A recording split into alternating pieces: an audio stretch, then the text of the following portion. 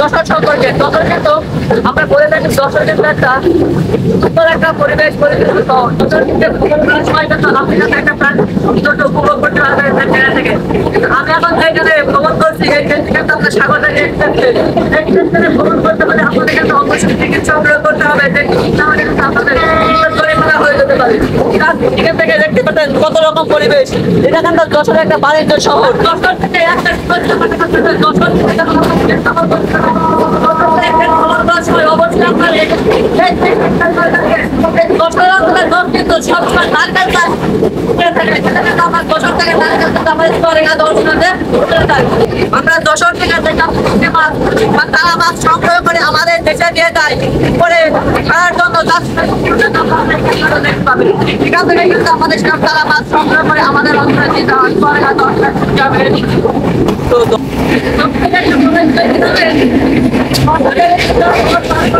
আপনারা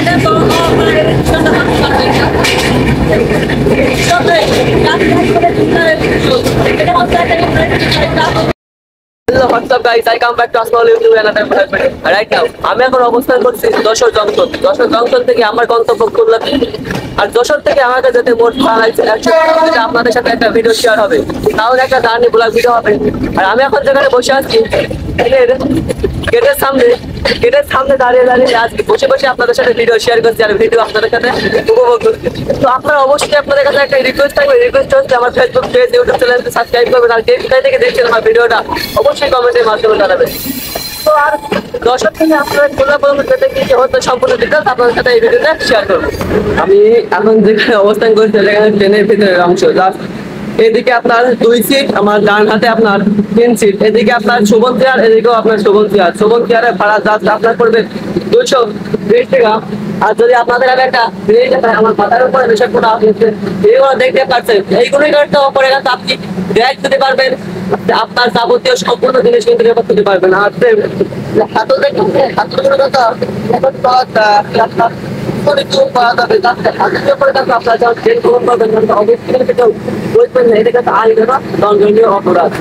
আপনারা শোভন চেয়ার এবং আপনার সিটের কোন কোন অংশ কি কি অংশ দেখলেন, হাতলের অংশ দেখলেন। জাস্ট এবার আমি আপনাদেরকে দেখাবো আচ্ছা এসি কেবিনের কিছু অংশ। জাস্ট এসি কেবিনের ভিতরে কি কি আছে সম্পূর্ণ ডিটেইলস আপনাদের সাথে শেয়ার করবো। আর একটা কথা আপনাদের সাথে আমি এখনো শেয়ার করতে ভুলে গেছি, জাস্ট যখন আপনারা বলবেন আপনারা কিন্তু ট্রেনের ভিতরে একটা জাতীয় অংশ দেখবেন, এখানে একটা লাইট আছে, সুইচ আছে। আপনি কোন সুইচটা কি করবেন দেখুন, এখানে সব কিছু সুইচ আছে। জাস্ট এখানে আপনি মোবাইল চার্জ দিতে পারবেন। এই দেখতে পাচ্ছেন এখানে মোবাইল চার্জ দিতে পারবেন।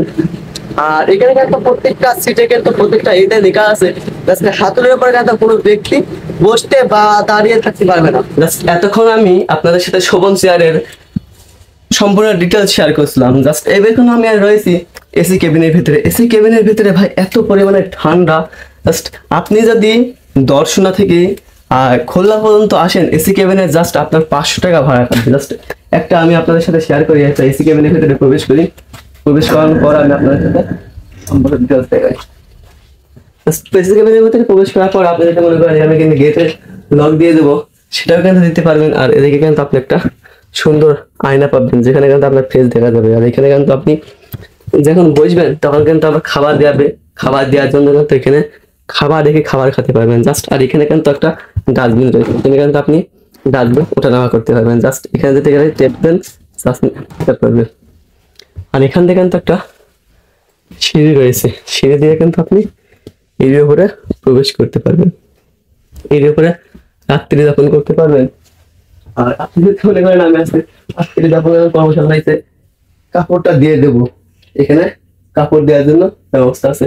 আর এখানে লেখা আছে আপনারা অবশ্যই আমাদের অনুগ্রহ করবে বাংলাদেশের রেলওয়ে শেকড় থেকে শিকড়ে। আপনি একবার হিসাব দেখেন কোথায় থেকে কোথায় চলে যাচ্ছে আমাদের এই ট্রেনটি। আর এখানে কিন্তু আপনি সুইচ পাবেন, আছে বাল্ব দেওয়ার জন্য এসি পাবেন, এসি অফ অন করার জন্য সবকিছুই কিন্তু ডিটেলস আপনি এর ভিতরে পাবেন।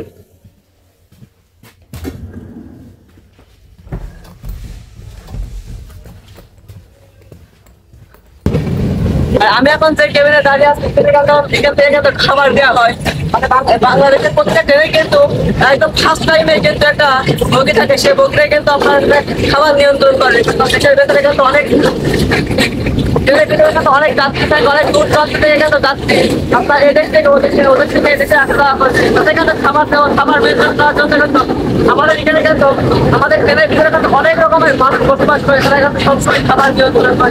আপনি এখন সেখানে দাঁড়িয়ে এই খাবার নিয়ন্ত্রণ করেন বা পেট করার যে টেবিলটা দেখতে পাচ্ছেন, এখান থেকে কিন্তু আপনারা খাবার সংগ্রহ করতে পারবেন। আর একটা কথা বলে যান যশোর সম্পর্কে, যশোর কিন্তু আমরা বলে থাকি যশোর কিন্তু একটা সুন্দর একটা পরিবেশ পরিবেশ যশোর কিন্তু সময় কিন্তু আপনি কিন্তু একটা প্রাকৃতিক সৌন্দর্য উপভোগ করতে পারবেন ট্রেন থেকে। আমি এখন যেখানে ভ্রমণ করছি এই ট্রেন থেকে কিন্তু আপনার সাগরটাকে এক্সপ্রেস ভ্রমণ করতে পারে, আপনাদের কিন্তু অবশ্যই টিকিট সংগ্রহ করতে হবে, তাহলে কিন্তু আপনাদের পরিমাণা হয়ে যেতে পারে। এখান থেকে দেখতে পাচ্ছেন কত রকম পরিবেশ, এটা কিন্তু যশোর একটা বাণিজ্য শহর।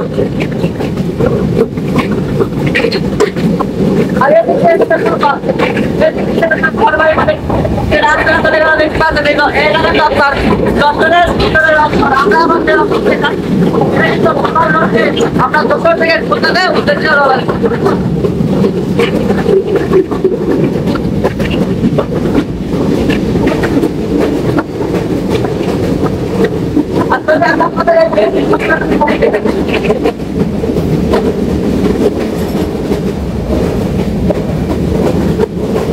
আপনার কাছে খবর দেখতে পাবেন, পরিবেশ আপনাদের করবে। আর দর্শক থেকে একটা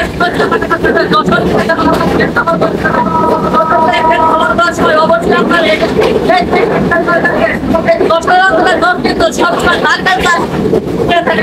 আমার দর্শক থেকে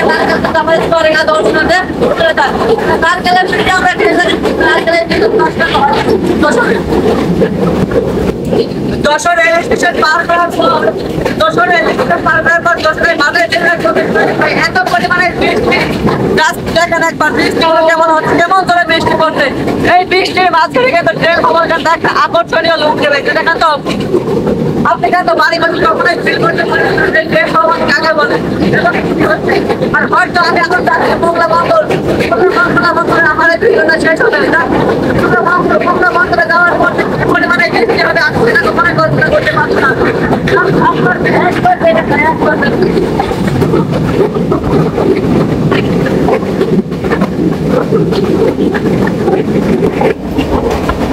আপনারা যারা আমার একদম ফার্স্টে গোলার দেখছিলেন ভিডিওটা আমার দেখছিলেন গোলার ভিডিওটা, সেই গোলার ভিডিওটা অবশ্যই আপনারা দেখতে পাবেন। এমন বৃষ্টি কম বৃষ্টির মাঝখানে গোলার ভিডিও করছিলাম, তার সেই ভিডিওটা আপনারা আমাদের অনেক ভালোবাসা দিয়েছিলেন এবং তারপরে ভিডিও বানাতে গেছিলাম ইন্ডিয়া বাংলাদেশ করার যে সেই ভিডিওটাই আপনারা অনেক আমাদের ভালোবাসা দিয়েছিলেন। আশা করি আপনারা এই ভিডিওটাও আমাকে অনেক ভালোবাসা দেবেন এবং সাবস্ক্রাইব করবেন ইউটিউব চ্যানেলটা। আর এমন সুন্দর ভিডিও পাওয়ার জন্য অবশ্যই সাবস্ক্রাইব করবেন। আর আমি এখন যেখান থেকে যে ট্রেন দিয়ে যাচ্ছি সেটা কিন্তু সাগরটা দেখতেছে না, সাগরটা দেখতেছে সবচেয়ে হচ্ছে আপনার যশোর পার করার পর আপনি একসাথে 4টি ট্রেন লাইনে রাস্তা পাবেন, ট্রেন রাস্তা, সেটা কিন্তু আপনি একসাথে 4টি ট্রেন রাস্তা ঘোরাফেরা করতে পারবেন। এই আপনি ট্রেনের রাস্তাতে দেখতে পাচ্ছেন আমরা যশোর থেকে মাছ বা তারা মাছ সংগ্রহ করে আমাদের দেশে দিয়ে যায় করে ছাড়ার জন্য দেখতে পাবেন। এখান থেকে কিন্তু আমাদের তারা মাছ সংগ্রহ করে আমাদের অঞ্চলে দিয়ে যাবে। তো যশোর রেল স্টেশন থেকে আমরা আধা ঘন্টা জার্নি করার পর আমরা চলে এসেছি যশোর নওয়াপাড়া রেল স্টেশনে।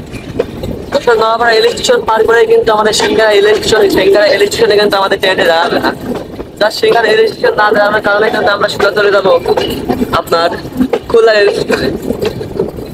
আর সামনে যেটা স্টেশনটা দেখতে পাচ্ছেন এটা হচ্ছে নওয়াপাড়া রেল স্টেশন। আর নওয়াপাড়া রেল স্টেশনে কিন্তু এইসব বিল্ডিং গুলো দেখতে পাচ্ছেন এগুলো কিন্তু সব বাণিজ্য খাত, যেখানে কিন্তু আপনার সার, গম, ভুট্টা বাণিজ্য খাতে কিন্তু আপনার এখানে স্টক করে রাখে। তারপরে কিন্তু আপনার যখন দাম বৃদ্ধি পায় বা দাম হয় তখন কিন্তু আপনাদের এখান থেকে সেল দেয়। এটাই সেই Noapara rail station. Noapara rail স্টেশনে আমাদের ট্রেনটি 5 মিনিটের রিভার্সাল নেওয়ার পর তারপরে আবার আমাদের খুলনার উদ্দেশ্যে রওনা দেবে। 5 মিনিটের বিরতি যাত্রা নেওয়ার পর আমাদের ট্রেনটি নওপাড়া রেল স্টেশন থেকে আবার খুলনা রেল স্টেশনের দিকে অগ্রসর হচ্ছে।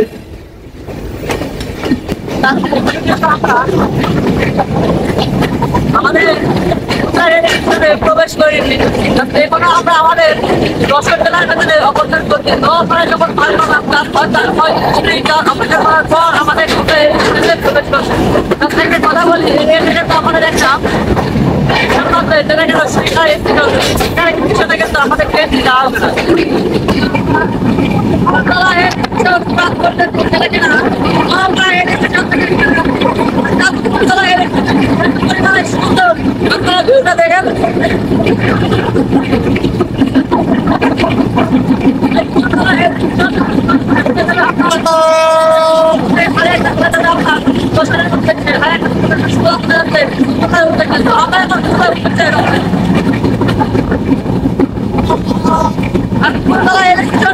আপনারা একসাথে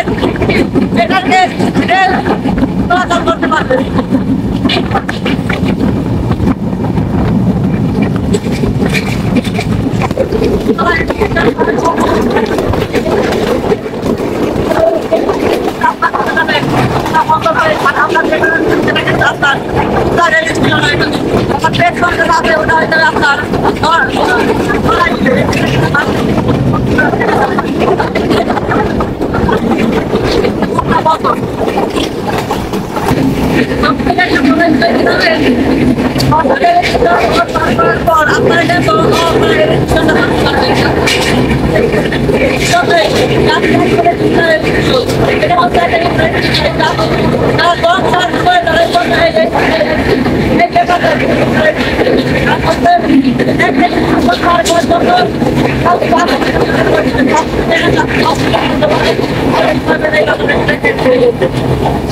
আমরা কিন্তু আমাদের দর্শন রেল স্টেশন থেকে আমাদের খুলনা রেল স্টেশনের দিকে প্রবেশ করতেছি।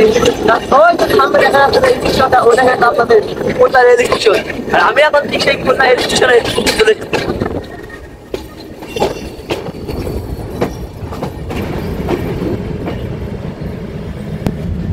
ওয়েলকাম খুলনা।